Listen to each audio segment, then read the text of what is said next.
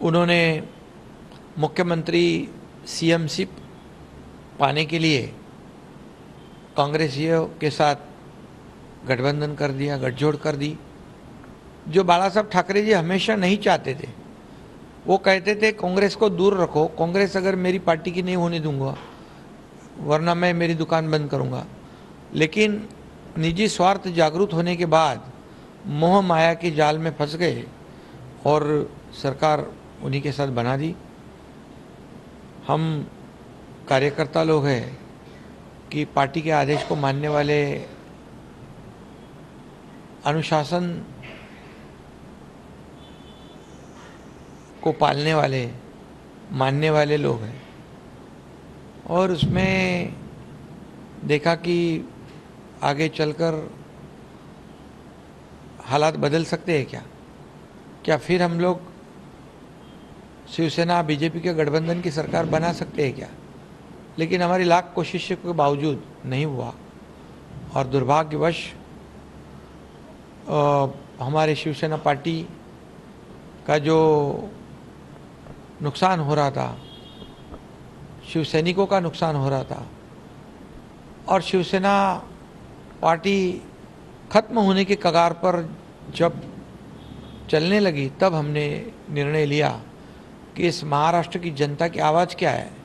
महाराष्ट्र की जनता को शिवसेना भाजपा का गठबंधन सरकार चाहिए और हमारे विधायक जो है वो भी काफ़ी त्रस्त थे, उनके चुनाव क्षेत्र में कुछ काम नहीं हो रहा था और इसलिए हमने सरकार पलट दी और शिवसेना बीजेपी गठबंधन की सरकार ला दी। मुझे फ़ख्र है, मुझे काफ़ी खुशी भी है क्योंकि पिछले 2-2.25 साल में हमने जो काम किया, जो मौका हमें मिला, उसका मौके का फ़ायदा जो है हम आम जनता के हित के लिए किया। हमने निजी स्वार्थ को बाजू में रखा। मुझे क्या मिला इससे, मैं मेरे राज्य को क्या, मेरे देश को क्या मिलेगा और मेरे महाराष्ट्र की जनता को क्या मिलेगा, ये सोचकर हमने काम शुरू किया। मैं और देवेंद्र जी फडणवीस जी पहले दो ही जन हम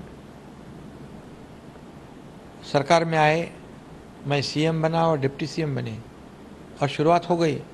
पहले दिन से किसानों के लिए, कामगारों के लिए, महिलाओं के लिए, सभी वर्ग, युवाओं के लिए, गरीबों के लिए हमने काम करना शुरू किया और आज 2-2.25 साल में डेवलपमेंट जो महाविकास आघाड़ी ने बंद करी थी, सब प्रोजेक्ट रुकाए थे।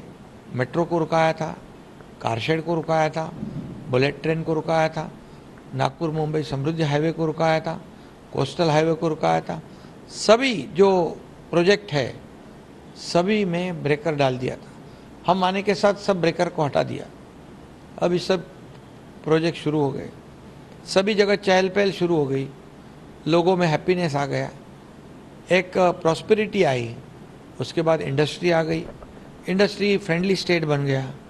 आज मैं दावे के साथ कहता हूँ कि 2.5 साल में इन्वेस्टमेंट कितना आया और हमारे 2 साल में कितना आया। मैं इतना ही कहूँगा कि हमारे कार्यकाल में 5 लाख करोड़ से ज़्यादा निवेश हो गया। पिछले 2 महीने में लगभग 1 से 1.5 लाख करोड़ के निवेश हो गए। और सिर्फ निवेश नहीं, सिर्फ इन्वेस्टमेंट कागज पर नहीं, एक्चुअली एग्जीक्यूशन हो गया 70 to 80%। और महाविकास आघाड़ी MUA के कार्यकाल में महाराष्ट्र तीसरे नंबर पे था। हम आते ही 6 महीने में महाराष्ट्र को नंबर 1 पे लाया।